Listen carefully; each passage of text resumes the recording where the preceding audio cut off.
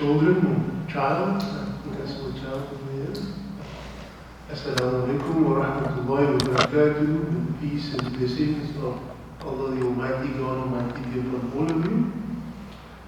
Good evening, all, and welcome to yet another Interfaith program. And before I do the formal welcome, we always start our programs with recitations from the Holy Quran, and I'll call upon our brother everyone to recite to us from the Holy Quran.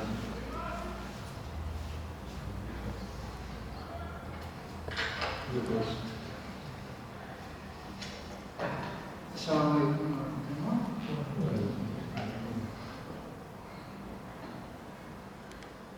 A'udhu billahi minash shaitanir rajim.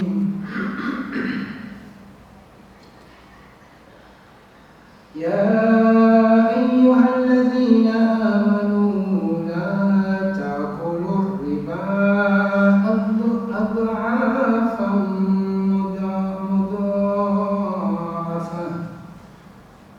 واتقوا الله لعلكم تفلحون واتقوا النار التي أعدت للكافرين وأطيعوا الله والرسول لعلكم ترحمون وسارعوا إلى مغفرة من ربكم وجنات أرضها السماوات والأرض أعدت للمتقين الذين ينفقون في السراء والضراء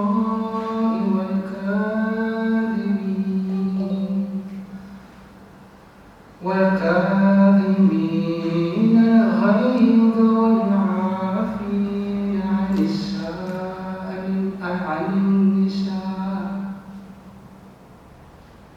عن الناس والكاظمين الغيظ والعافين عن الناس والله يحب المحسنين والذين إذا فعلوا فاحشة أو ظلموا أنفسهم ذكروا الله فاستغفروا لذنوبهم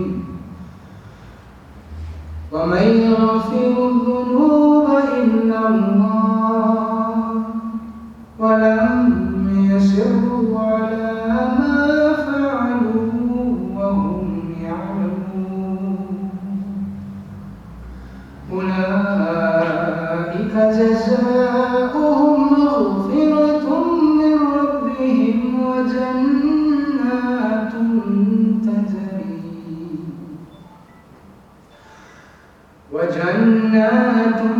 تجري من تحتها الأنهار خالدين فيها ونعم أجر العاملين قد خلت من قبلكم سنن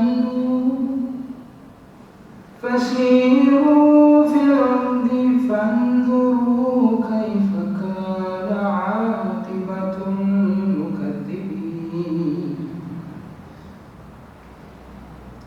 هذا بيان للناس هذا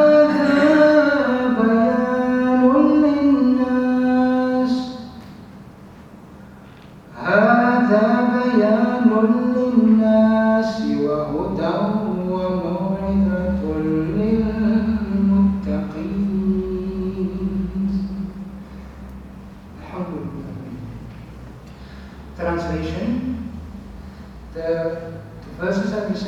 recited from the chapter of Al Imran, the family of Imran, and verses from 131 to 139.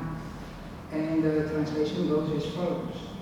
O you who believe, develop interest involving multiple editions, and fear Allah that you may prosper, and fear the fire which has been prepared for the disbelievers, and obey Allah and the Messenger that you will be shown mercy, and hasten towards forgiveness from your Lord, and the paradise whose value is the heavens and the earth. It is prepared for the God-fearing, those who spend in prosperity and adversity, and those who suppress anger and pardon men, and Allah loves those who do good. And those who, when they commit a foul deed or wrong themselves, remember Allah and implore forgiveness for their sins. And who can forgive sins except Allah? And do not knowingly assist in do. It is these whose reward is forgiveness from the Lord, and gardens beneath its rose fruit, wherein they shall abide, and excellent is the reward of the good workers. Surely there have been many dispensations before you, so travel through the earth and see how evil was the end of those who treated the prophets as liars. This Quran is a clear demonstration to men, and a guidance and an admonition to the good, to the God-fearing. Jazakallah. Now ask our Rabbi Sahib to just give us some commentary on the verses that were recited and translated. Assalamu alaikum wa rahmatullahi. May peace and blessing of God be upon all of us. The verses which I recited contain many subjects, but this is not the time to explain all. I will just take one verse, and that is those who spend in prosperity and adversity, and those who suppress anger and pardon men, and Allah loves those who do good. So this is which I want to explain, that any society where people spend, people sacrifice, not only the money, whatever they have, to others, that society becomes very beautiful society, and in reality that is the paradise. People are waiting paradise to come maybe when we die. The paradise is here. When we take care of others, when we spend our qualities, whatever God has given to us in cash or in kind, our knowledge, our other qualities. Some people, they are very good in talking. They talk very gently with others. Somebody is in stress, in very difficulty, but your few words can bring that person down. And that is what Allah Almighty wants from us, that those people, those they spend, whether they have a lot or they have a little, they spend all those times as they suppress their anger. In a society, you can't get everybody 100% good. You will meet some people, they may provoke you, they may make you angry, annoyed, but that is the time to show your qualities, which God has given to you, and you suppress your anger and pardon them. Not only suppress, you write harden them. When you do that, the next is guaranteed. Wallahu yuhibbul muslimin. It means you are doing good and God loves you because you are doing good. So if we focus on this, then we can turn this society into paradise. That's why in the beginning, the believers are not allowed to take interest, mortgage from the believers. Muslims are not allowed. By the Quran. If somebody is doing that, is a personal issue. But Holy Quran does not allow a Muslim to give money to loan to a brother and after that ask him, I'm giving you 1,000, give you 1,200 every month. Or 200 on that every month. At the end of the year, you will pay 1,000 also back to me. No. Why? Because Islam wants that the greediness of the heart should go down. We should not be greedy. Because when you expect something extra, you are becoming greedy. You are becoming selfish. It means you don't think about others. And that is the thing which Allah the Almighty wants us, that we should rather think about others. And then Islam stops us not to take interest, which is because there are many reasons. But one reason is that Islam wants to remove the love of the wealth from the heart of us. That does not mean that you should not be a wealthy. You should be a wealthy. You should have a bank balance, it doesn't matter. But it should be used to also lift the society. Not only for you to just sit down and count today is this and tomorrow is this.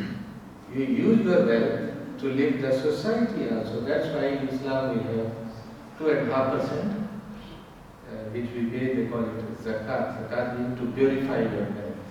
And that is part of it is a compulsory when you reach up to certain level. It must be. And that is also because Islam wants us to be more generous, to be more kind. And the thing which we have learned from this verse is also, if you are not kind to the people, you can't forgive them. You can't pardon them. And if you are not kind to the people, you can't spend on them. So that is the thing.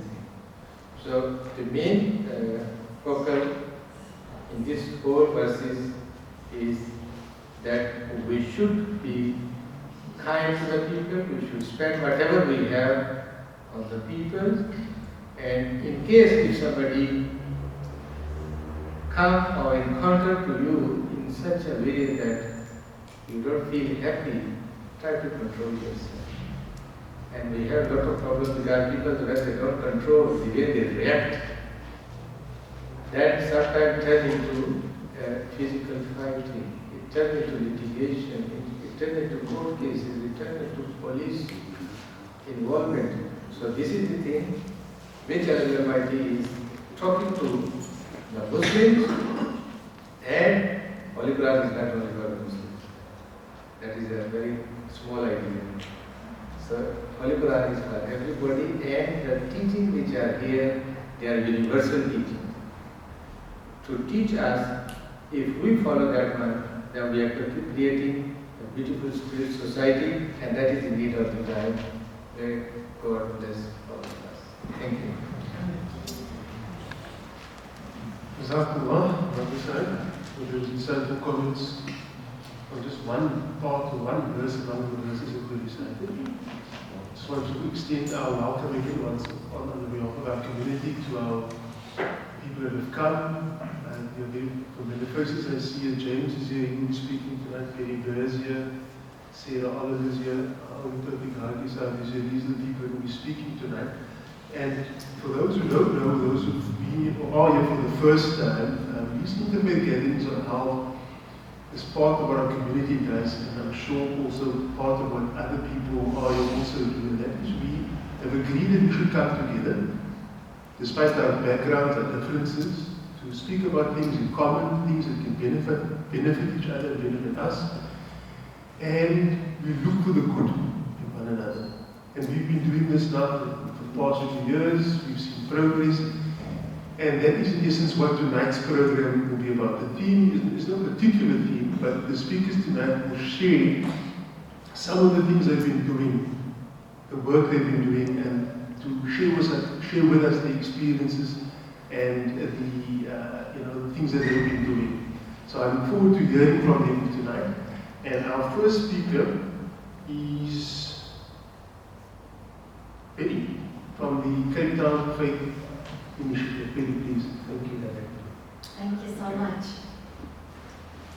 Do you need me to stand there or can I stand here? There's no prefer. Is it No, okay? feel free. Okay, great. I'm going to stand here because I don't feel like hiding tonight. Thank you so much for the warm welcome. Thank you so much. It's, I feel as if I am bathed in the light of all of your prayers and all of your good wishes. And you've spoken so much about kindness and compassion, and of course, it just kindness to people, and that's been a big theme of the things that I've been doing over the last couple of months, because at the end of May, I went to the United States, and I spent just over a month there. And I have to tell you that every step of the way through my long journey through the United States, 6 states, I met with nothing but kindness. And I was made to feel incredibly welcome by a number of different communities. And I feel as if I brought home an incredibly big basket of goodwill to share with all of you. And of course it's wonderful to be back to share with all of you tonight. So the reason I went to the United States, and of course I have to tell you that I was immensely supported by the Cape Town community to do this. And I'm very, very grateful to the support, both the financial support and of course all of your prayers and goodwill and good wishes that went with me. Can I get you some water? Would you like some water? I think Leslie is complaining. I think Leslie is complaining they can't hear you. Oh, you can't hear? Okay. So you may have to come. So I have to stand behind here? Ah, can I do this? Would that be better? Yeah. I'll stand. You could tilt it down. Tilt it down. Tilt it right down? Is that better? You can hear me now? Okay, so I'm only hiding a little bit. So the reason I went to the United States was in order to graduate as an Interfaith Interspiritual Minister from One Spirit Interfaith Seminary in New York. But as I started to plan the trip, it became clear to me that that's not all I was going for. And you know that there is a river, a golden river that flows through all of our lives, bringing us to our moments of destiny. And when we are in the flow of that river, something very beautiful happens. Oh, thank you for that. Something very beautiful happens, and things unfold in a different and synchronistic and almost miraculous way. And so we are led to different points of illumination, I suppose, in that golden river. And so that is how my journey unfolded. And as I started to put it together, different opportunities started to come my way. So I was invited, it just so happened that a few days after my graduation, I was invited to travel to, I think they call it Western New York State, but it's actually more in the north. The Americans and the north and west and east, and I don't know my east from my left, so I have no idea what happens where. But it's in the very, very top of New York State. I went to a place called Olean, where I was invited to speak at a conference for the Charter for Compassion. That was something that was very close to my heart, both personally and as chairperson of Cape Town Interfaith Initiative. And the reason it was close to my heart in terms of Cape Town Interfaith Initiative was because 10 years ago, Cape Town Interfaith Initiative celebrated its 10th anniversary by signing the Charter for Compassion. There was an event at which Archbishop Emeritus Desmond Tutu signed the charter, and we accepted that as one of the common values. Now, you also spoke about those common values. And what had happened with the Charter for Compassion was that in 2009, a former Catholic nun, Karen Armstrong, she won a TED Talk. And when she won that TED Talk, they said to her, there's a whole lot of money for you, and also we have a wish, we'll grant you a wish. What is your wish? And she said, my wish is that we could create some kind of document, some kind of agreement where people around the world could all find themselves, no matter what faith they are in, so that basically we would have a starting point, because we all know that we want peace, we all know that we want happiness, but because we are all different and we think differently, very often my way of doing peace may not be the same as your way of doing peace. Or my way of doing diversity may not be the same as your way of doing diversity. So she gathered together a whole lot of very learned people from different religions, different faiths and beliefs, and they sat around a table in Switzerland for some time, and then they came up with this Charter for Compassion. That happened in 2009. This year, 2019, is of course the 10th anniversary of the Charter, and I found myself speaking at a 10th anniversary celebration conference on behalf of Cape Town Interfaith, which had taken it into our hearts as part of our 10th anniversary 10 years ago. So that was just a beautiful circle of life, and I'd like to read a little bit of it to you. The principle of compassion lies at the heart of all religious, ethical, and spiritual traditions, calling us always to treat others as we wish to be treated ourselves. Compassion impels us to work tirelessly to alleviate the suffering of our fellow creatures, to dethrone ourselves from the center of our world and to put another there, and to honor the inviolable sanctity of every single human being, treating everybody without exception with absolute justice, equity, and respect. So as I told the story in Chautauqua of Cape Town Interfaith's relationship with the Charter for Compassion, I was standing next to and speaking with the Global Executive Director for the Charter. Her name is Marilyn Turkovic. And Marilyn was speaking about plans to take the Charter further and how many cities around the world, including Cape Town, have signed into the Charter, which has all these wonderful common values, particularly compassion. And of course, I said to Marilyn, well, how can we help? And Marilyn said, great, you can be the South African coordinator for the Charter for Compassion. So I was left with a mouthful of teeth, but it was a great honor, and it is a great honor to bring that home to Cape Town Interfaith Initiative, to all of you, our community, to know that we have this wonderful common starting block for everything that we want to do in our lives.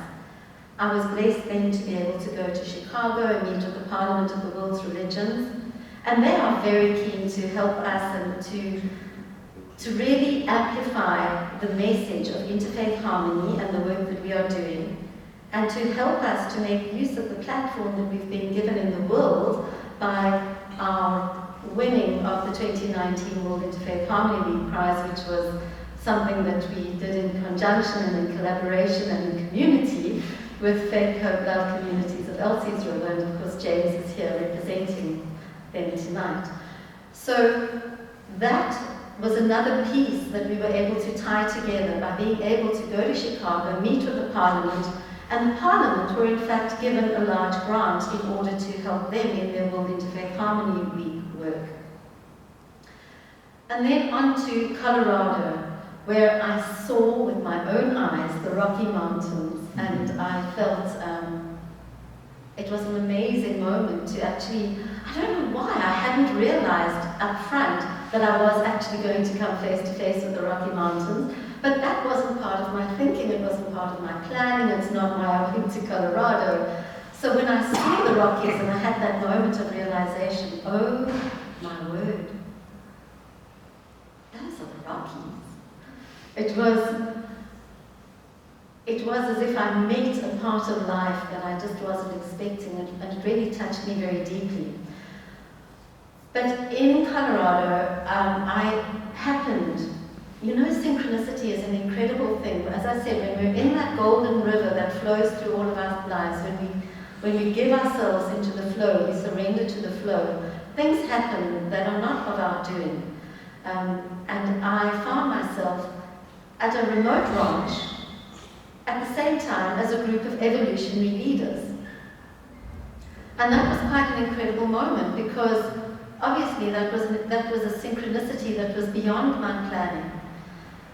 And what was beautiful there was that I was able to connect with a few of those leaders who are doing amazing work in the world today, uniting people, peace builders, who are working in many different modalities, whether they are working in, am I out of time? Okay.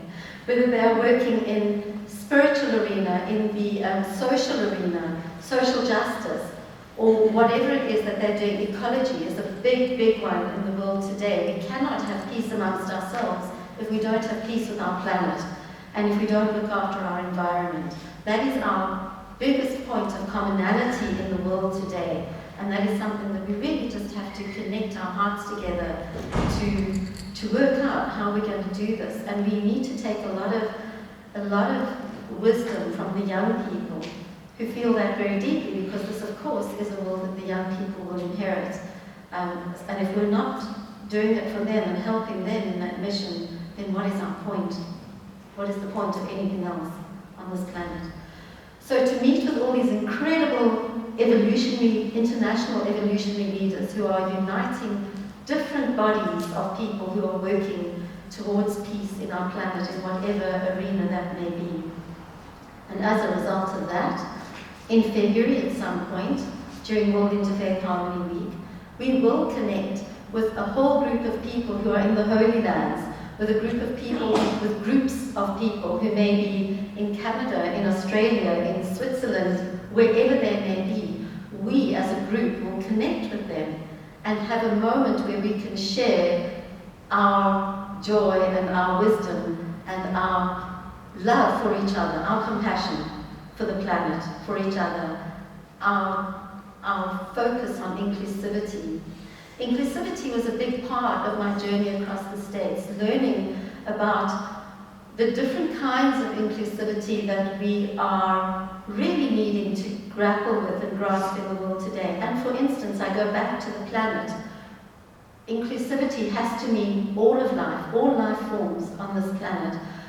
And when we speak about inclusivity, we've come to think of that as people of diverse religions, people of diverse faiths, maybe people of different ethnic backgrounds, and maybe people of different economic backgrounds or nationalities. We have also started to include LGBTQI plus communities in our inclusivity talk, but what about things like neurodiversity? That came up for me very strongly along the way, how differently we are all wired, and we bring those differences as our gifts. I truly have come to realize that our diversity is our superpower. And if you think about a garden and how a garden grows with so many different flowers, it wouldn't be the same without all of those flowers, all of those plants, all rooted in the same soil, all embraced by the same sun, and all fed by the same rain. So those were part of my deepening realizations as I traveled around America, and ended in Atlanta, where people are doing incredible work to remember. They have a remembrance project where they are gathering the names and stories of all those who were subjected to lynching during the period, about 100 years roughly between 1850 and 1950. The 1850s and the 1950s, I should say, roughly 100 years. And these were the invisible people, the forgotten people. And there are some amazing, amazing souls who are busy gathering these stories, finding the families, and putting together this history so that they can create commemoration, remembrance projects around Atlanta in different parts, putting up statues in front of courthouses and things like that, so that we may never forget. And the reason we may never forget is so that we remember our compassion always. I think that's what I want to bring to you tonight. Thank you so much for listening, for being part of my journey. It's such an honor to be part of this journey with all of you. Thank you. Thank you. Thank you, Jenny, for that, and congratulations on that achievement. You now minister. That's something. Next we have James Ormond. He's also had some fascinating experiences in the past few months or so. It's been a ride so far, and I look forward to hear what he has to say about his recent experiences about that.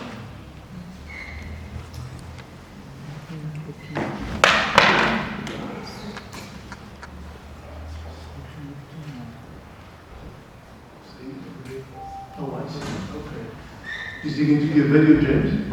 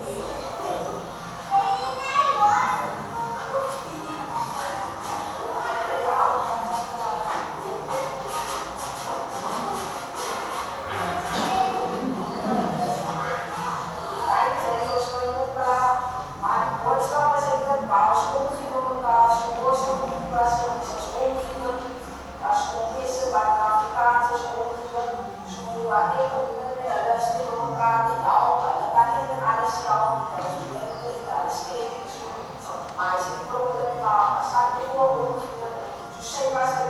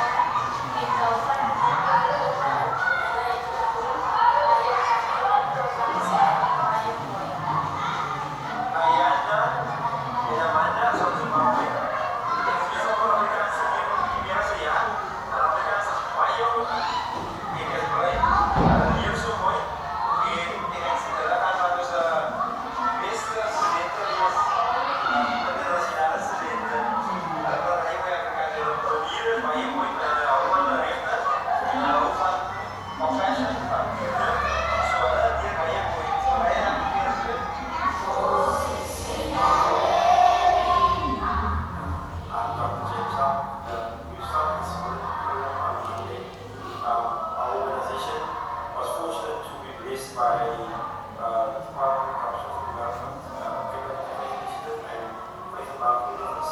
And we are doing this program to be helping people to find communities. In our system, we have a very difficult situation. Young people come from difficult backgrounds, and we really teach them about the rights and responsibilities. We teach them about compassion, about love for Jesus, and how to care for each other. When you're got peace in yourself, in peace, as you say, you basically say to them that you can get peace even when somebody's not at peace with you. You can get peace with that person. And then we also say that we giving them to sign the charter for compassion, because Cape Town is a city of compassion. We also want us as Robert to be a community of compassion.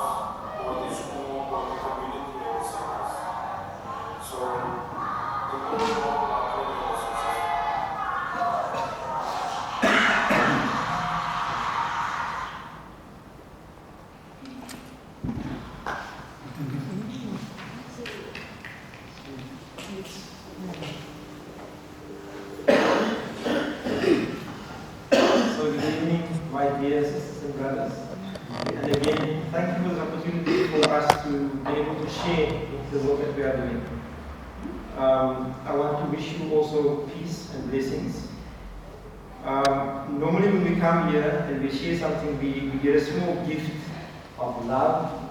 And I want to share this little newspaper with our hosts as my little gift. I wanted to give from Faith and Love Communities to you. We brought a couple of newspapers also for everybody else that's here. I'm hoping there's going to be enough. If there's not enough, we'll try and get some more. Okay? Tonight, really, I wanted to talk about Faith and Love Communities and the kind of things that we are doing. Also, specifically to ask this community to assist us in the work that we are doing. You know, the young people, when I work with them, there's something I teach them that I have learned also when I was younger, that my life is a gift from God. And what I do with my life is my gift to God. And in this way, people know that they can make a choice. The communities that we try and work in is really the kind of gift behind communities. And Mary used this word, what did she use? She said, sorry? Forgotten people, yeah, that's the right word. She said, forgotten people. You know, so us River, and there's a couple of townships of ours that's kind of like that, the left bank communities. They live in war zones, and they are really in a war zone where they have to really survive every day. You know, people have to walk in the morning to work, for instance, and they have to always look behind themselves to say, am I going to be attacked? Am I going to be robbed? Am I going to be killed? You know? And so they also look for ways to defend themselves. And so it is really because people want to survive. And what Faith and Love Communities is doing is we're trying to say, we are helping people to find inner peace that we believe has been given to us by God Almighty, you know, as a free gift. We want people to be in tune with it. And we decided that we want to start with the little ones. So we've got our inner peace program in the primary schools. We've got 2 schools. We are looking after about 307 children every Wednesday. Again, you know, we are asking for help from this community and from others. We specifically go to communities of faith because we all profess that we want to do what God has called us to do, and that is to share our gifts. We were talking earlier about doing gifts in kind or in cash, and I thought, wow, maybe they knew what I was going to talk about, that they chose those kind of readings, which is really in line. and Gary also spoke, and it was also in line with what I'm saying. So we were very blessed to be honored by the rest of the world for the work that we are doing for our Praise for the City event that we had together with Cape Town Interfaith Initiative, and we work in partnership with Cape Town Interfaith Initiative. Our NGO really, we don't have a NPO number yet, but we do our funding through Cape Town Interfaith, and then if people do sponsor us anything, they still get their tax certificate through Cape Town Interfaith. So that is the way that Cape Town Interfaith is really helping us to become an organization independently on our own, but still working very closely in partnership. We've got our Young at Heart program. We work mostly with the elderly, where we want them to tell their stories. Because all the time that we hear is stories from other countries, or people from another community come and they come and share their stories. But the people from that specific community, they've got beautiful stories. They've got gems that are never shared with anybody. And so in that way we try to also keep alive the memories of the people who come from those difficult communities where they really have to survive every day. We've got our Feeding the Nation program, where we basically feed people soup or bread. Last year, when we started the program, we've done it for a couple of years, but last year we kind of started doing things kind of officially and asking people to go for outside. We decided to set a target of feeding at least 1,000 mouths. We were very blessed again by the network that we have of the various faith communities and just people of good will and good heart. And we were able to feed 3,354 mouths. And so this year we set our target much bigger for 4,000 to 5,000. And by June, the end of June this year, we have fed 2,848 mouths already. So I think we will be able to reach our target and more. As I always say, there's two things that makes me sad about that program. The first thing is, when I have to say to people, I'm sorry, there is no more. Because we can only give so much and then people will be finished. The second thing that makes me sad is that for me, I don't know about you, but I need to eat every day. And I mean, we can only give them something to eat once a week. And because that's all that we can afford. We do what we can. And that's why we go to other communities and ask to help us, because we want to at least feed people maybe every day of the week if we possibly can. And we try and work with other organizations in our community who is doing exactly the same kind of work that we are doing. So next year, in February, we are hoping to launch also in Gauteng. Similar community, lots of gangsterism and violence and abuse, because not a lot of people want to work in those communities. So next in February, we are going to go there. And God has blessed us tremendously. So even though we started the project only with our hearts, lots of people have contributed in kind or in cash, and we've made the program work. And so some people have said, but you're going to go there and you don't even have funding, you've got nothing. I said, well, God is guiding us. God always provides. God works in strange and mysterious ways that we don't understand. God always provides. And so we're going to go there with that faith that this will happen. So we're going to start with 2 schools, with our feeding program and the Interfaith dialogue. So those are the 4 things that we're going to start with, hopefully in February next year. And that's why we come knocking on the doors of the various faith communities. So we have our peace walks once a month, where we either go up the mountain, or we go along the beach, or we go to a place of interest. We normally visit a community of faith also, so that we expose our people. And this is an opportunity for people to come as a family. So tomorrow, we always have the peace walks on the 4th Saturday of every month. Tomorrow we've got a peace walk. We're going to go from Mowbray Station to Rose Memorial, and then from there we're going to go up to Woodstock Cave. And generally what happens is, when we walk, we do 3 things. We make a commitment to do something in our own lives. This is for the month of May. So something that I will change in my own life so that I can be a better person. Something that I will do for my neighbor, to help my neighbor, and something for the environment. So practically show people the example. We say, if you can bring something extra to eat, you share it with your neighbor. So physically already, you share it with your neighbor. So if you can bring something extra, because we are encouraging people who can't bring anything to eat to also come, so that we can show them, we share with each other. So we physically do that. But I mean, sharing with your neighbor is not only giving somebody food. It could be just a kind word, good morning, how are you? It could be cutting an old lady's toenails, who can't even do that for herself, or an old man's toenails, or just going shopping for somebody without asking for anything. Saying, give me 2 rand and I will buy a bread for you. Not just doing it out of the goodness of your heart. Because we are saying, the things that we commit ourselves to, we are hoping that it's not going to cost you anything. That you can do out of your heart and take the world in your place. The other one is, as we are walking, we encourage everybody to bring a bag. So we pick up all the rubbish as we are walking, and we put it into a bin. And then we take some photos, of course, so that we have proof that we are doing something. And then we just continue to empty our bags, and then we continue again. And then we encourage people just to clean maybe in their own yard, eventually hopefully their own, and then get the whole community involved, and then the whole road is clean. And then once we have done this, people then have an attitude change. I mean, we've had parents coming to us and saying, what have you done to our child? Because he's all of a sudden doing the dishes, never done anything in the house. So because people, it might be something small, and we must say, we had one young lady, and I mean, I loved her in this because she really impressed me. She made a commitment to not use a cell phone when other people are talking, or when she's in a group. And I mean, I smiled and I said, wow, that's a tough one, because she's never without a cell phone.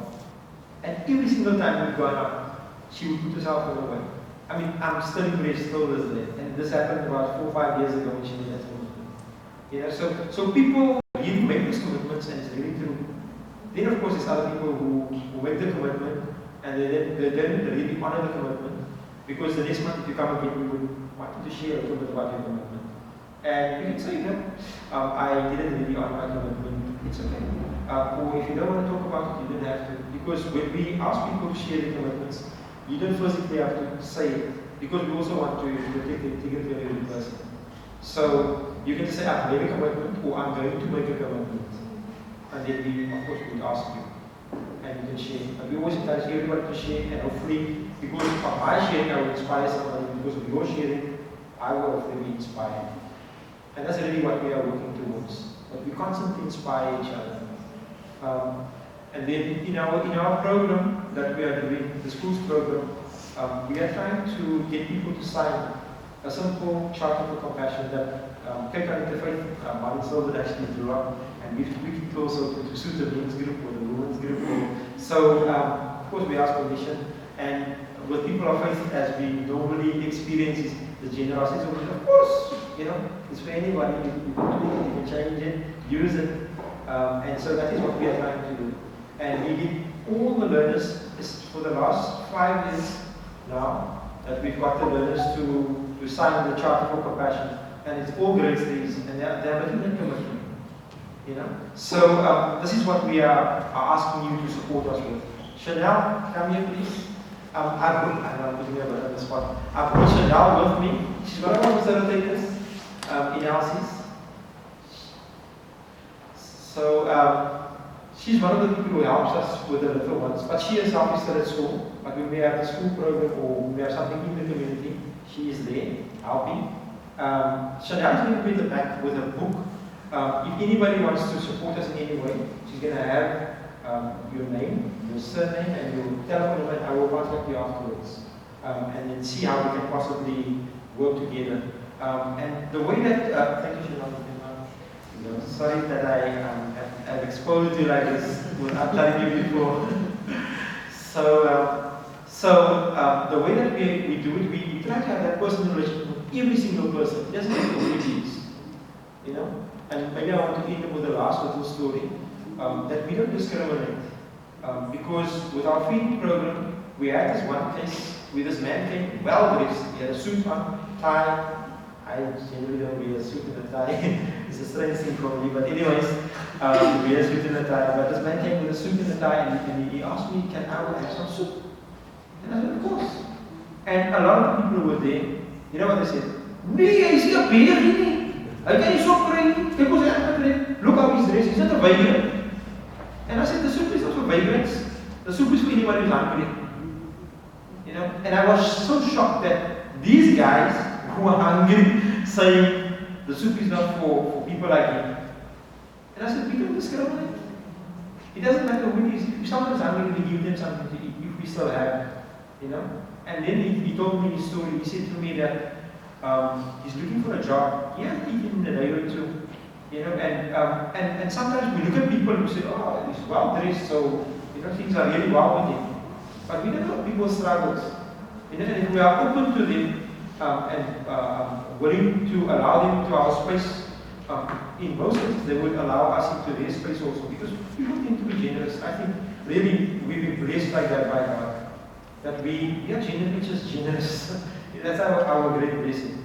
And I just maybe want to end by saying again that our life is a gift from God. And what we do with our life is our gift back to God. And I mean, God only gives us the best. And that's what we should give back to God. And so, yeah. So I thank you again for the opportunity for speaking to you. And peace and blessings to all of you. Thank you.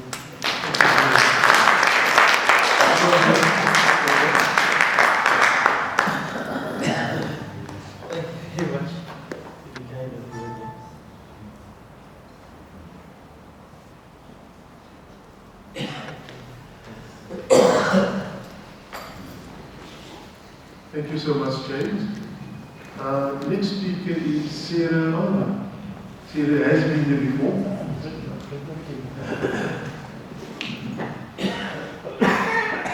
Good evening. Assalamu alaikum. It's wonderful to be here again. Thank you very much for the invitation. And as always, these interfaith gatherings are incredibly special.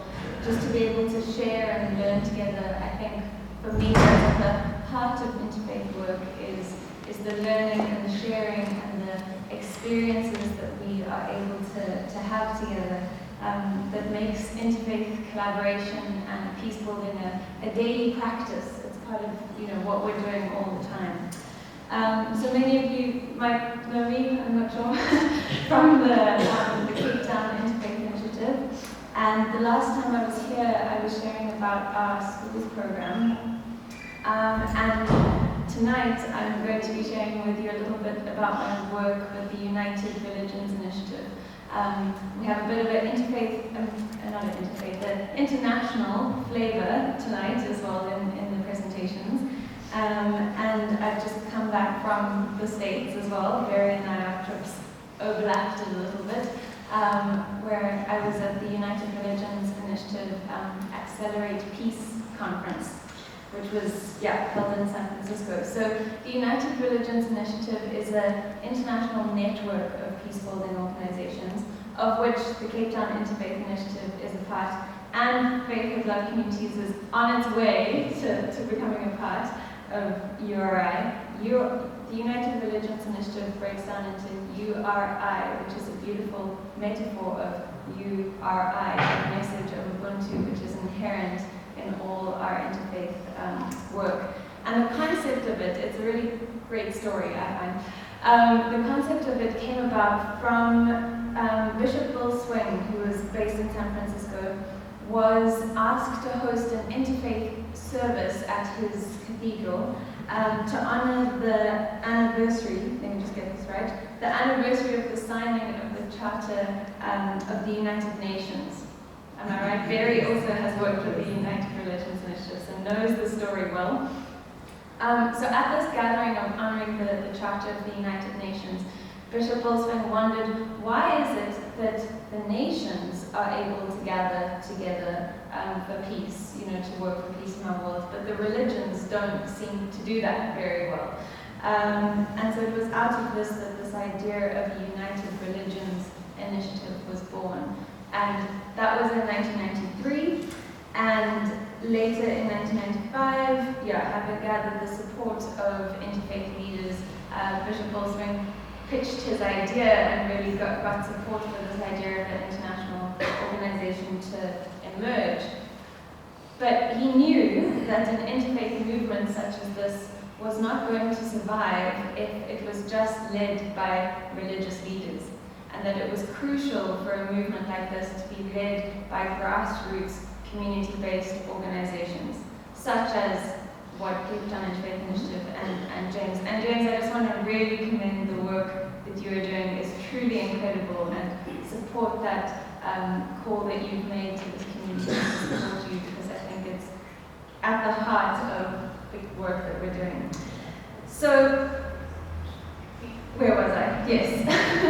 Grassroots organizations really are at the heart of what the United Religions Initiative is about. And now the United Religions Initiative has over 1,000 what we call cooperation circles, which are groups of people coming together to serve their community with a message of peace and harmony. We have over 1,000 cooperation circles around the world globally, which is incredibly exciting to know that, sometimes down here in Cape Town it can feel like we're just working towards this thing in isolation, but no, we're connected to this global community of peace builders.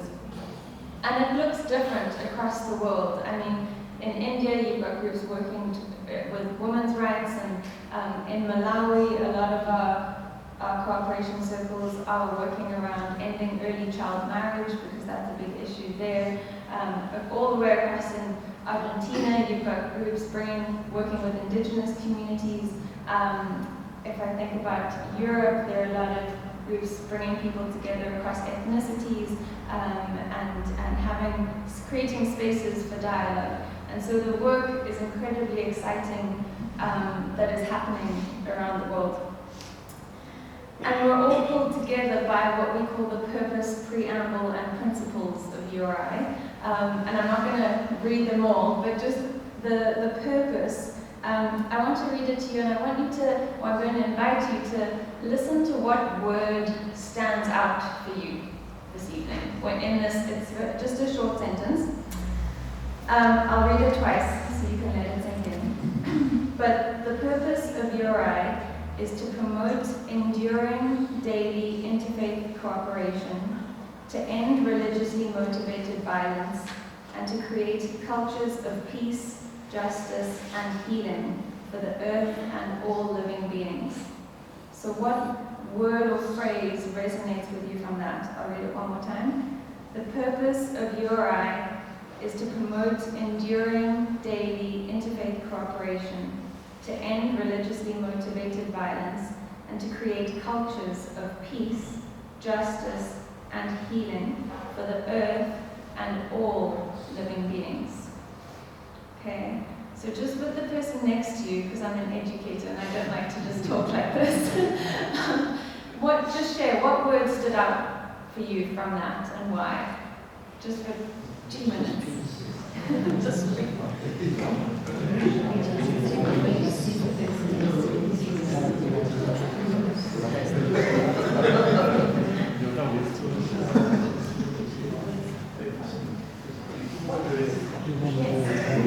I would like to know, how do you protect yourself in that condition from hyenas?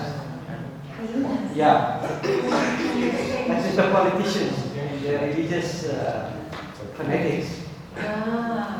Okay, that's a good question. Let's hear. I want to give them time to finish.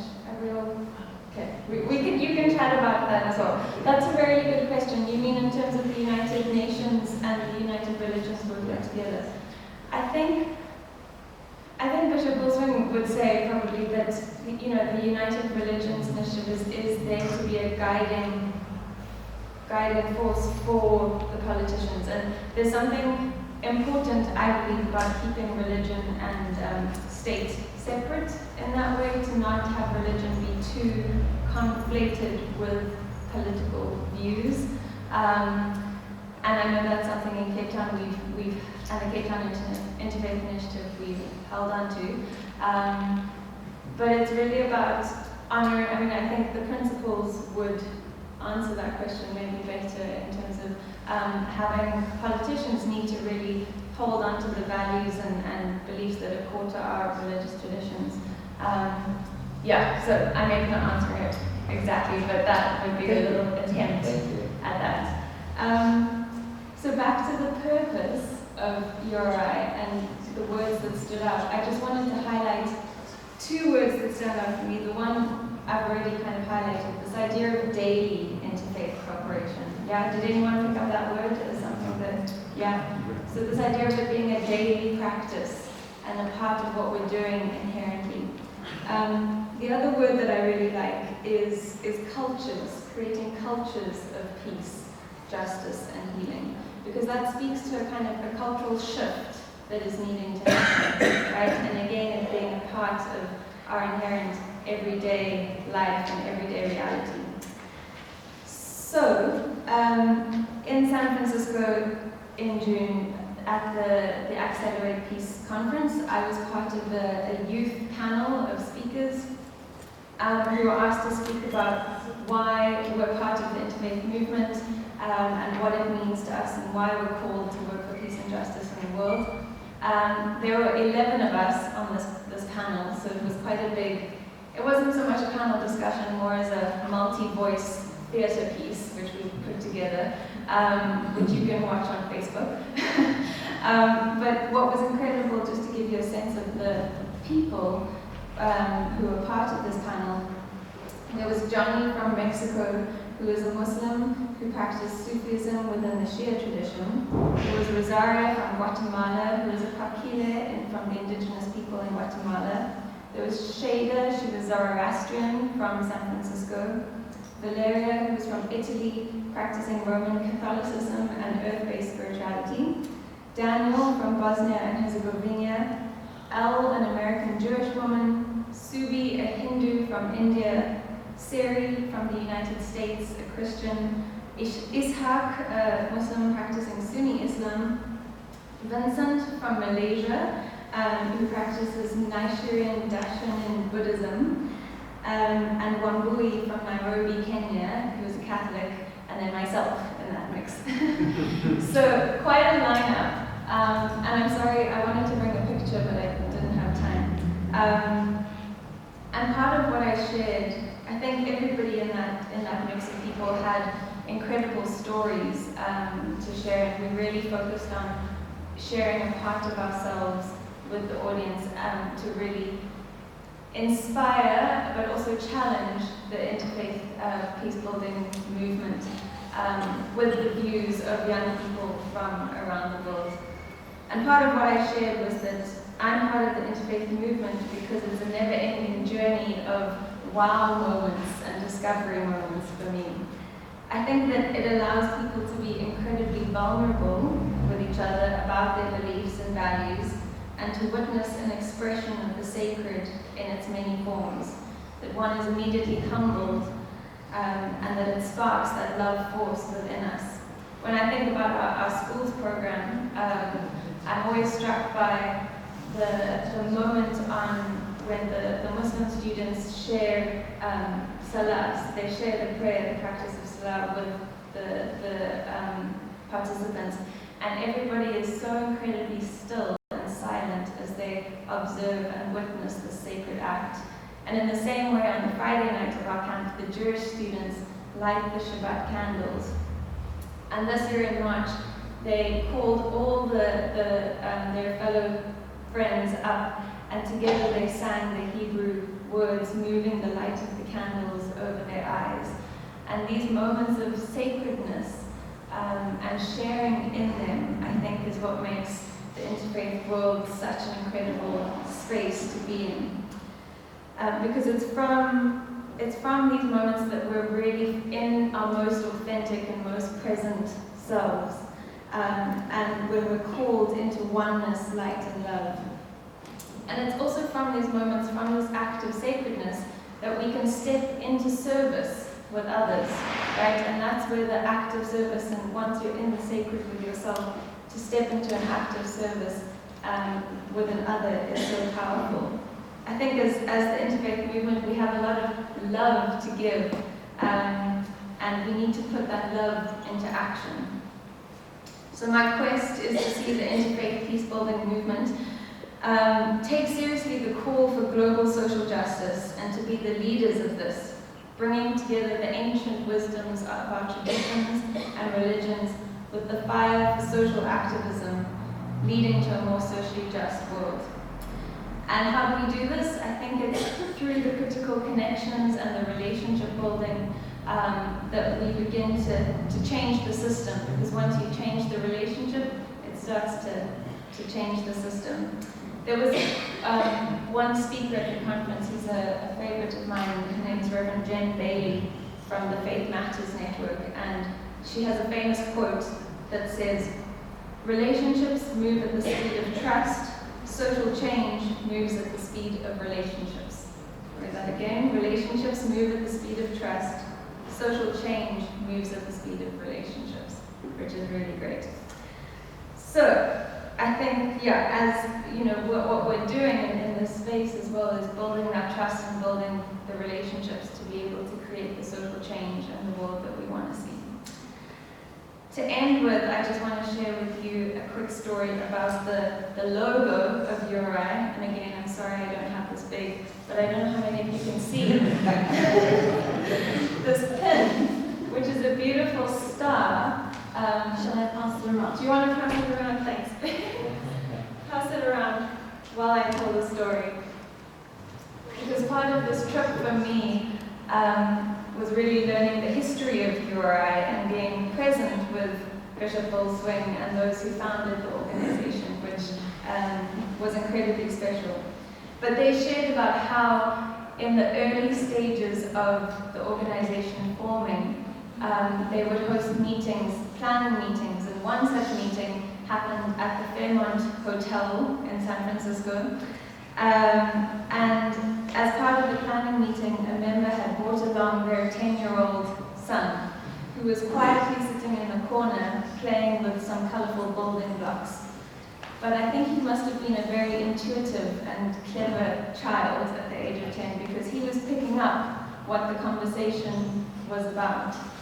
And so while the religious leaders and the stakeholders that Bishop Bull Swing had brought together in this meeting were talking about how are we going to bring the world's religions together, how are we going to make peace, this little 10-year-old kid put up his hand and said that it's as if the religions were all out there separate, and now they're coming together, and he brought his colorful blocks together to shape, to create this beautiful star. And he said, this is how we're going to come together to create peace. And so it's with that story and the colorful blocks that I think is a beautiful metaphor for this country as well. The colorful blocks that we bring together in the interfaith movement, that I leave you with the story of peace and blessing for our work together. Thank you very much.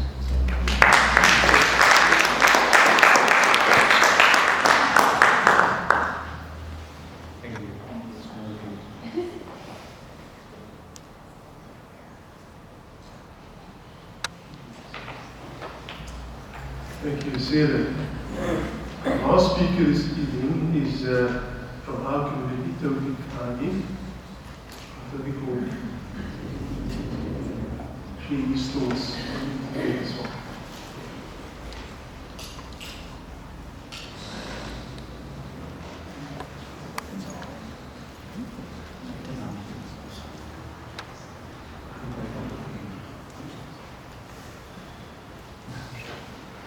أشهد أن لا إله إلا الله وأشهد أن محمدا عبده ورسوله أما بعد أعوذ بالله من الشيطان الرجيم بسم الله الرحمن الرحيم. Respected Chair, Rabbi Sahib, distinguished guests, brothers and sisters, I greet you with Assalamu alaikum wa rahmatullahi wa barakatuh. One of the things about being the last speaker is that you can relate to what other people have said. And I think the only reason why I asked if you want to talk today was that all three of the previous speakers traveled overseas. Fortunately, I traveled as well, and that's the reason why he chose me to speak. But for no other reason, I think I happened to be in the States at the same time. Jerry was in Chicago as well. So let me talk to you quickly about the Ahmadiyya Muslim community and our role in terms of interfaith. And I've got a few slides, so let me just show you what I'll do. The Ahmadiyya Muslim community was established 130 years ago. Today, we are established in over 200 countries. And the primary aim of the Ahmadiyya Muslim community is nothing else but to bring people and Muslims back to the true Islam, nothing else. Back to the teachings of Islam, back to the Holy Quran, and back to the teachings of our beloved Holy Prophet Muhammad sallallahu alaihi wasallam.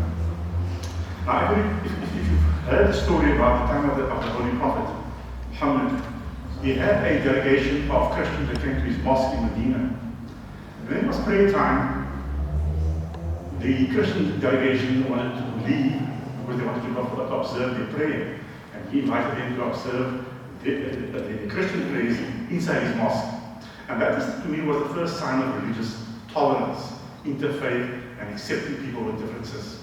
So, I assume all of you can read, so I'm not going to go through every single slide in terms of reading it. That is just a quick snapshot of what this community is.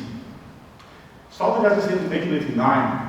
Now, this community has suffered immensely as a result of trying to bring people back to the teachings.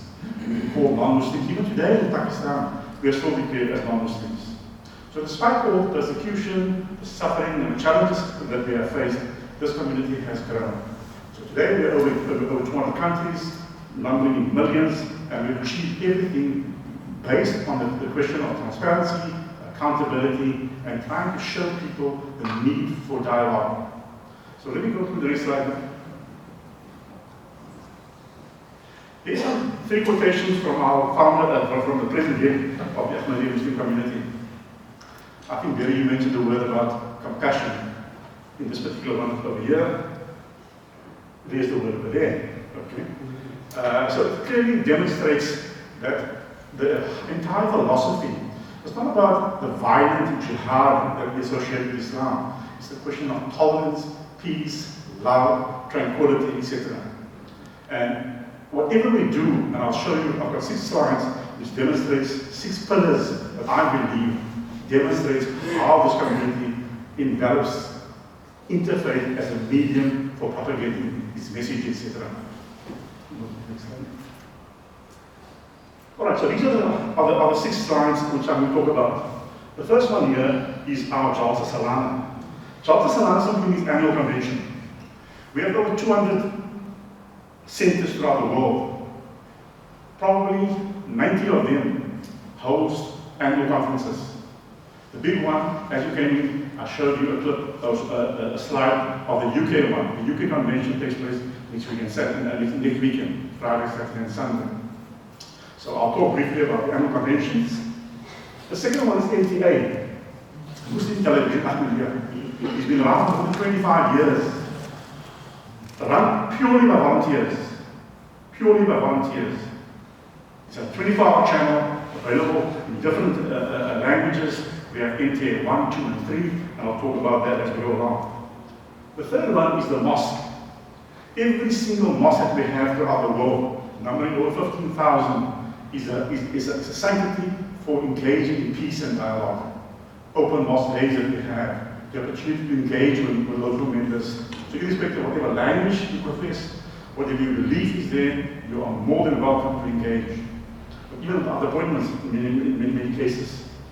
Humanity First is an organization that is established under the umbrella of the Ahmadiyya Muslim community in over 40-odd countries. Sole purpose is to serve humanity in times of distress. So whether it's a flood, whether it's a hurricane, a tsunami, and I'll show you some slides or some photographs of the activities we do under Humanity First, irrespective of nationality, irrespective of religion, culture, etc. Peace Symposium. Most of our larger Jamaat communities throughout the world hold regular peace symposiums, interfaiths, open days, iftars, whatever you want to call it, encouraging debate. As I said, we all have different faiths, we may have different faiths, but we're united behind a common cause, and that common cause is peace, tranquility, compassion, love, understanding. The last one is our social media, website, apps. All of these are designed to illustrate to you what we do. So there's nothing to hide. Everything is purely open for everybody to engage, question, to debate, to write, etc., ask on appointment, etc. Next slide. So here is four photographs of annual conventions. I specifically chose these four to illustrate some features. The top one there is the Canada one. I was fortunate to attend that particular convention last year. It was in Toronto. 10,000 people. Now, James was referring earlier on about feeding. We have in our community called the Langagana, public kitchen, available for, just imagine, feeding 10,000 people, 3 meals a day for 3 days. Then besides that, the kitchen is open in major centers throughout the week, throughout the year. Purely run by volunteers and purely by the donations of the members there. So when I was there last year, we had just over under 10,000 members there. I also attended this one here in the USA. Okay? Again, just under 10,000 members. They had, as a matter of fact, the Canada Convention and the German Convention at the same time this year, which was about 2 weeks ago. Okay? And this is the one in Africa, in Ghana. Now, probably as I said, we have more than 80 to 90 countries in the world where we have centers where we run these annual conventions. What is the purpose of the convention? It's an opportunity to get people together. The one that's happening next week in the UK attracts close to 40,000 people from 115 countries. Why do they come there? To unite under one umbrella. Spiritual leader. It's an opportunity to meet family and friends. It's an opportunity to network from a business point of view. It's an opportunity to develop yourself spiritually. You should listen to lectures, discourses, discussions, etc. It's not a party.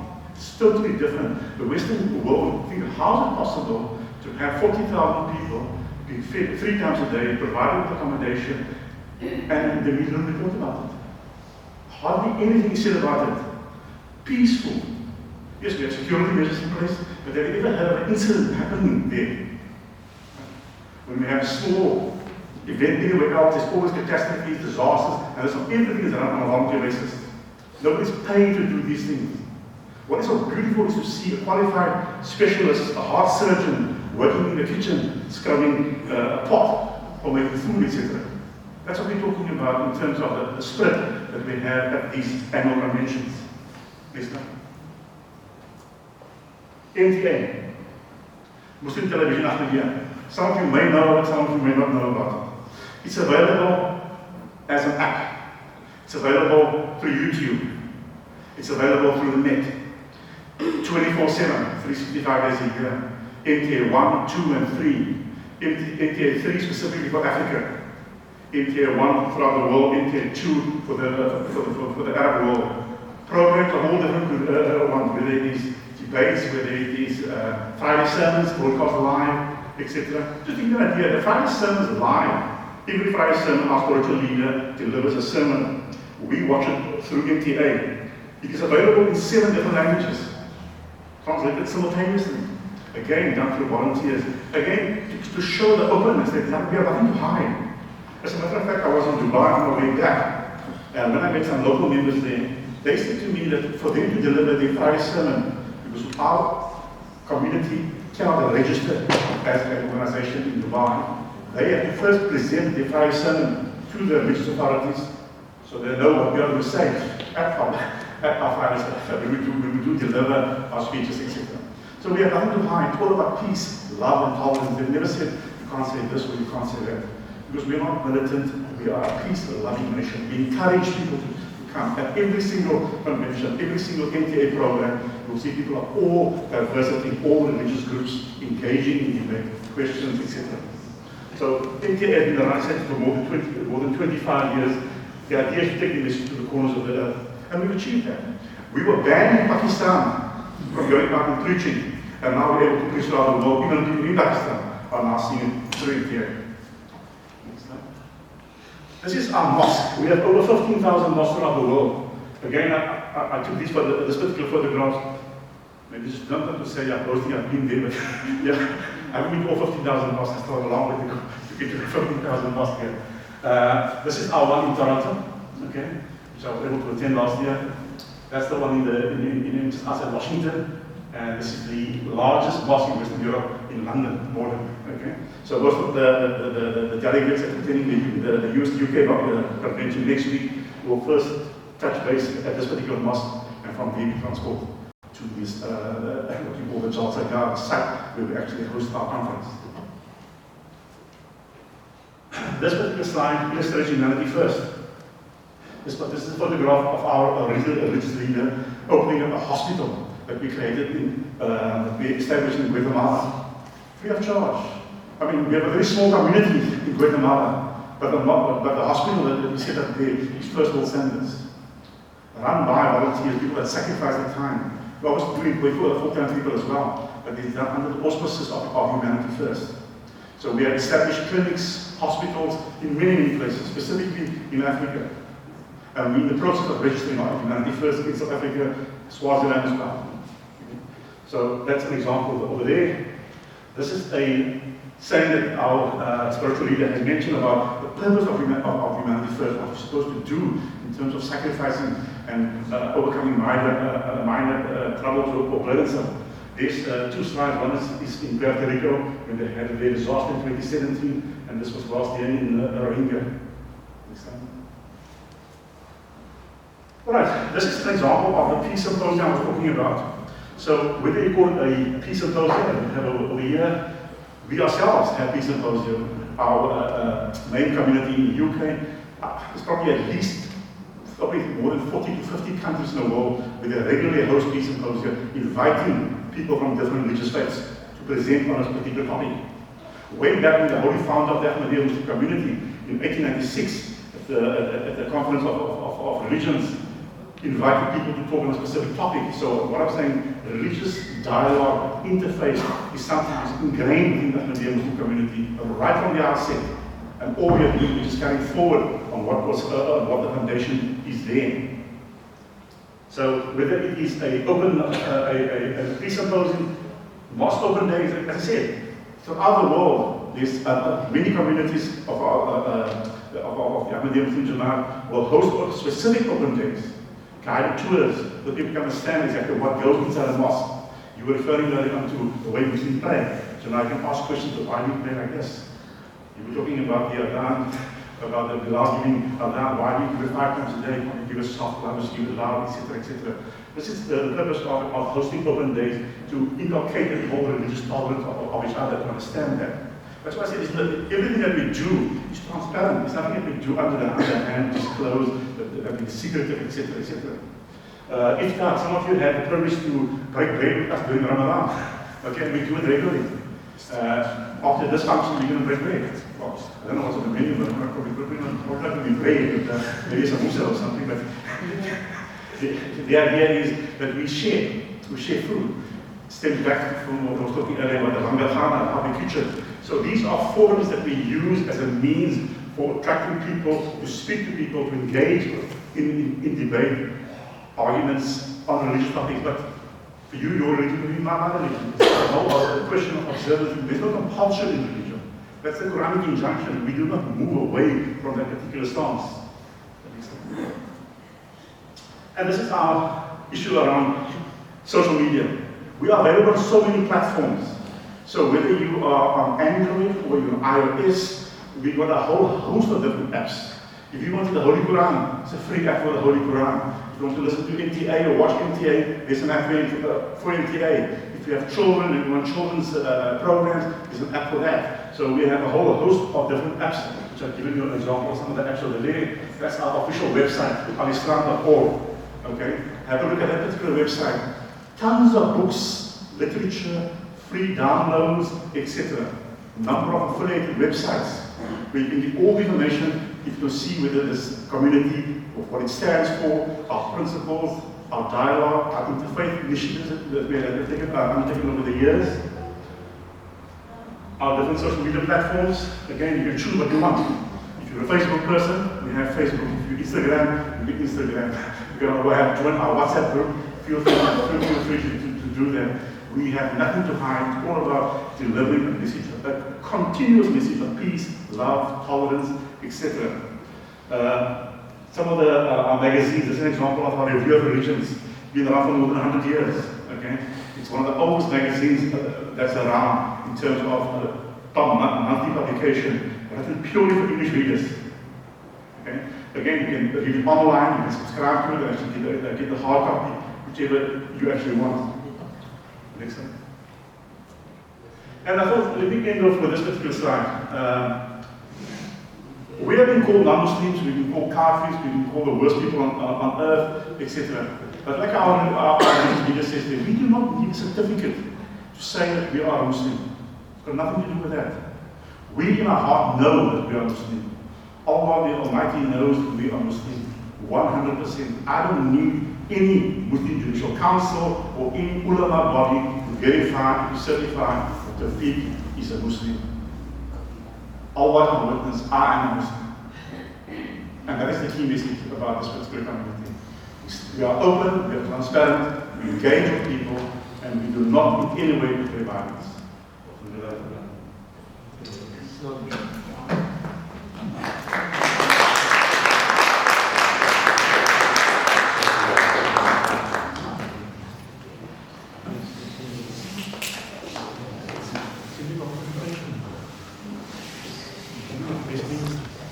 You can come up. We actually missed you in the gift presentation. The other speakers were giving gifts. Thank you so much. Thank you.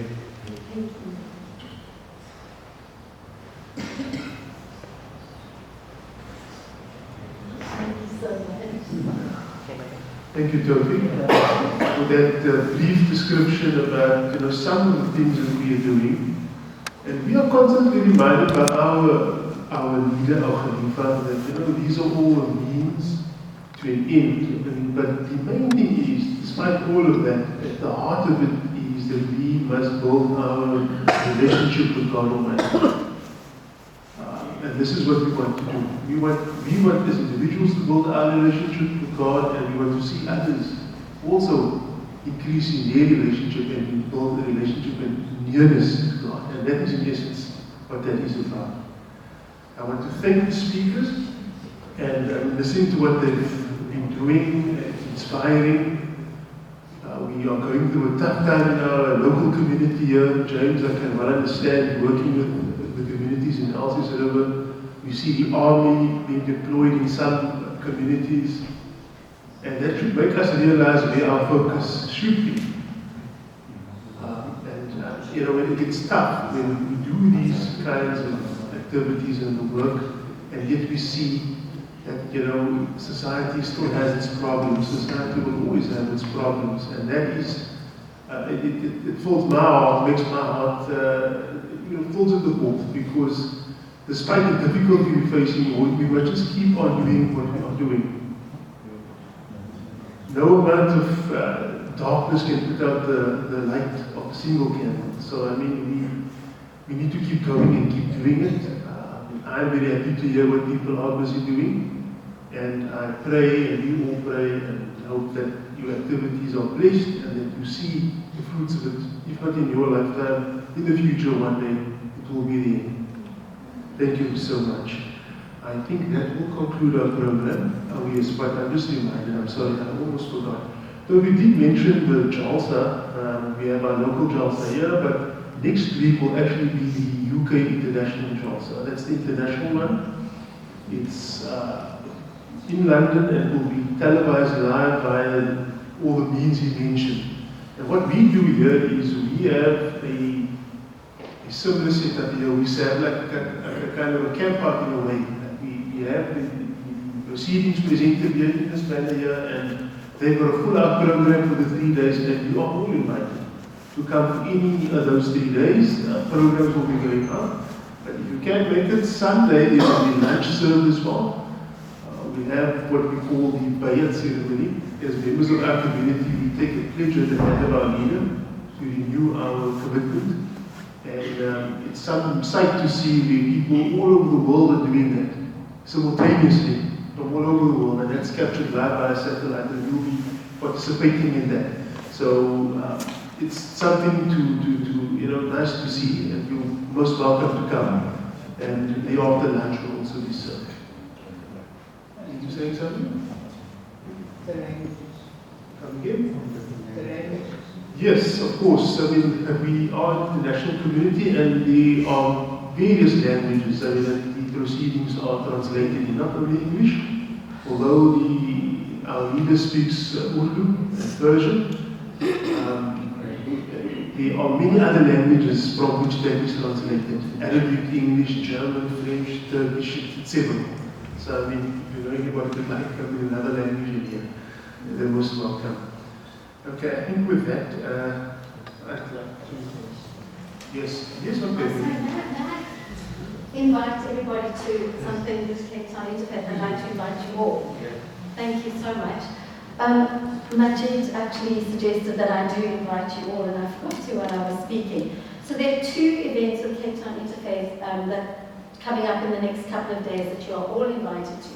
And the first one is our Sacred Connections. We spoke about our joy in sharing our sacred practices with each other. Sarah spoke about that. And one of the things that we do on the last Sunday of every month, for anybody who's available, we invite people to come and share the joy of their expressions. And this Sunday at 10:30 in the Cape Town Unitarians premises at 64 Hope Street in Cape Town, we're going to have a sharing with a Himalayan Buddhist Rinpoche, so a teacher from Tibet, is coming to tell us something about his particular kind of Buddhism and what he loves about that. And then on Tuesday, the 30th, yes it is the 30th, at 7 o'clock in the evening, again at the premises of the Cape Town Unitarians at 64 Hope Street. We've got a very, very special international guest arriving. Her name is Reverend Diane Burke, and she is the founder and spiritual director of One Spirit Interfaith Seminary in New York, which James is currently about to be a second-year student of because he's come through first year, and which I have just graduated from. And Diane is coming to talk to us about the interfaith movement and its impact globally and where it's going, what it's all about really. So, and she's an amazing speaker, and it's a very, very casual evening. It'll be starting at 7 o'clock, and we invite you to bring something for the table if you'd like to, but nobody will be turned away, so don't worry. And if you really can't, and just come and share with us, and just share some warm interfaith friendship building experience. Thank you. Thank you, Denise. Those are available now. Very good. Everyone else as well. I think what we're going to be doing before I ask Morabisa to lead the closing please, then have the closing please or still closing? After the closing prayer, we'll have refreshments at the back. Thank you very much.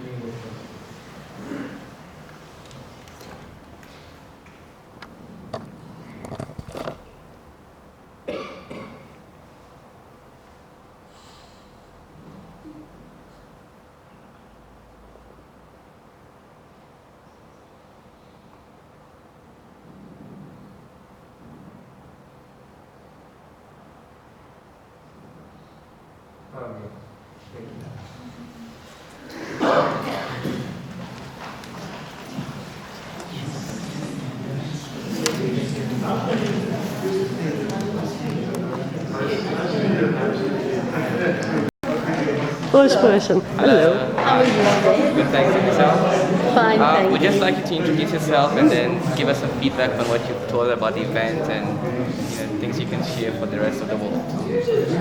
Okay, so my name is Reverend Berry Burr.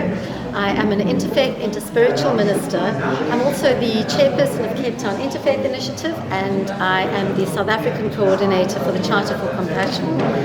So interfaith is the thing that I'm really passionate about. It's the thing that we do on a daily basis. What is interfaith? Many people ask me, what is interfaith? And what I do when I'm speaking to children particularly is I ask them, what is your favorite flower? And they tell me a rose, a daisy, a marigold. And I go, well, which one does God love the best? And they all look at me blankly, and then I say, exactly. And all of these beautiful flowers make up something very special we regard as a beautiful garden, and we love to spend time in it. We have different fragrances, but each of these flowers is rooted in the soil, the same soil, is fed by the same rain, and is blessed by the same sun. And the sun has no prejudice, it has no judgment, it just shines. So where I see interfaith is our ability to really work together to make this world a better place for all of us. And in fact, it speaks into also the earth. I spoke earlier about the importance of our connection with the earth. And this is something that is really a very, very spiritual question for me, is our relationship with the earth and how we treat her, and how we need to value all of life, not just human life, because without the ecology, what are we? That is true, and I'd like to ask further on this. How can interfaith organizations help in this scenario about the environment and keeping the future generations safer from the actions of current human society? Safety is an important feature in our world today, and it's a huge concern because with all the terrible things that have been happening in mosques and synagogues and churches around the world, we think of the Christians killed in Sri Lanka, we think of the Muslims killed in Christchurch, that was during March, we think of the Jews who've been killed in synagogues. There was one just a few days after Easter, after the Sri Lanka massacre in San Diego. We think about Pittsburgh last year. These things make us feel very unsafe in the world today. So the natural inclination is to just batten down the hatches and say, you know what, I only want to be friends with the people that I know because I'm safer here. So we're isolating ourselves from... We do. Yeah. And yet, if you think about it, if I make friends with you, you're going to watch my back and I'm going to watch your back. For sure. I want the best for you, and I want to make sure that you're as safe as can possibly be. And that is the role of interfaith in the world today, is to make friends with each other, because when we are friends with each other, we are safer. And that, I think, in a way, I feel as if interfaith can save all of our religions, can help us to safeguard and save the sanctity of all of our religions. I may not be Muslim, but I absolutely defend and value your tradition. And I hope that if we are friends, you would value and respect mine. Yeah. So that is why friendship is just a root, it's a root and a critical feature of our lives today, and why interfaith is so important in the world. Thank you very much for that. Thank you. It was a pleasure having you here. What a joy to speak to you. Thank you. Nice to meet you. Ashim. Yes. Cool, lovely to meet you.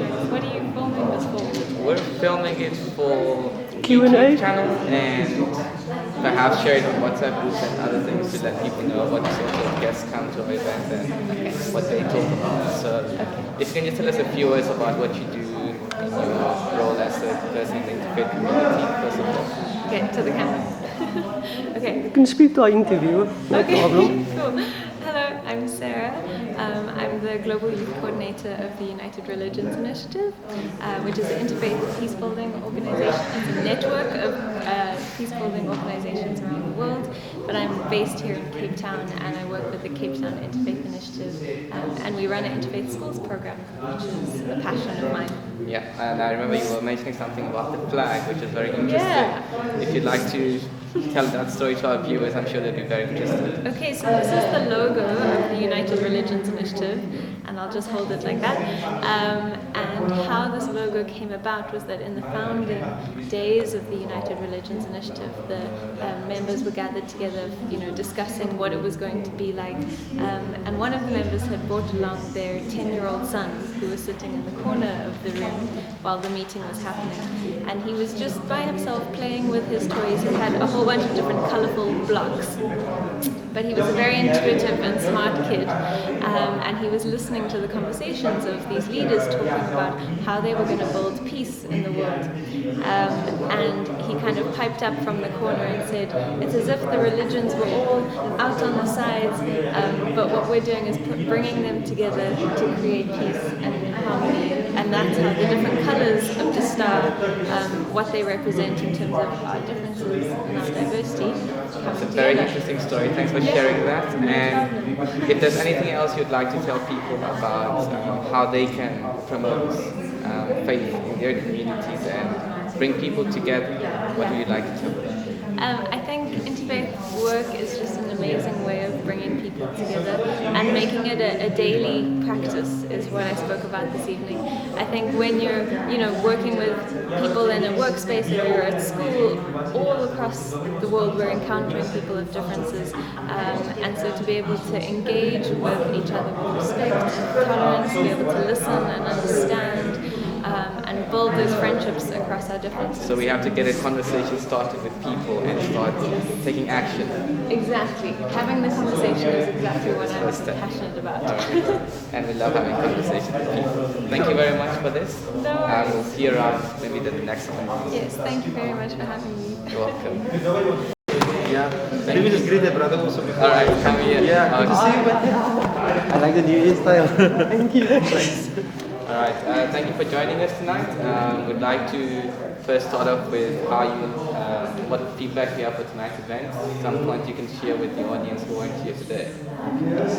Well, tonight again, the four speakers, they collided with when they talk again love, compassion, forgiveness, building community, and my talk was specifically about inner peace, helping people to find inner peace and the work that we are doing. So whenever we talk, we keep on colliding, which is beautiful. Yeah. Collision is not what I but this is a beautiful collision of people coming together with a similar heart. Yeah, guided by the divine. Yeah, you mentioned inner peace. Now, what's your daily habits that you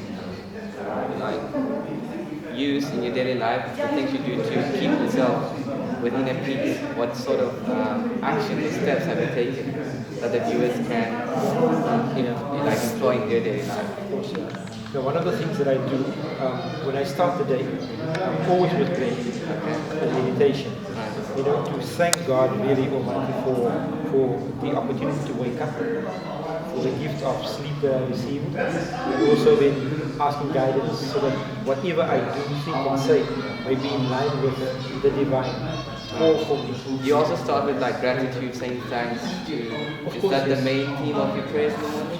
Yes, because when I wake up, the first thing I do is I have to say thank you, and then of course the next thing I do is I ask for help, to guide me through the day, and in the way that I interact with the people around me, it is constantly I have to be aware. Because what I do is once I've spoken to you, or even after this talk this evening, I would reflect on everything.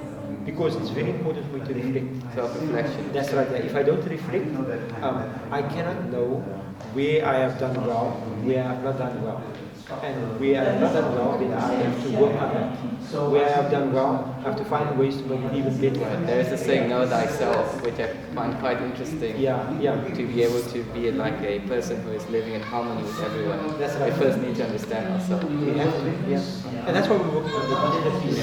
And we are saying that is a divine gift of reality. Because we believe that all people has been created by the divine. We are all connected in that way.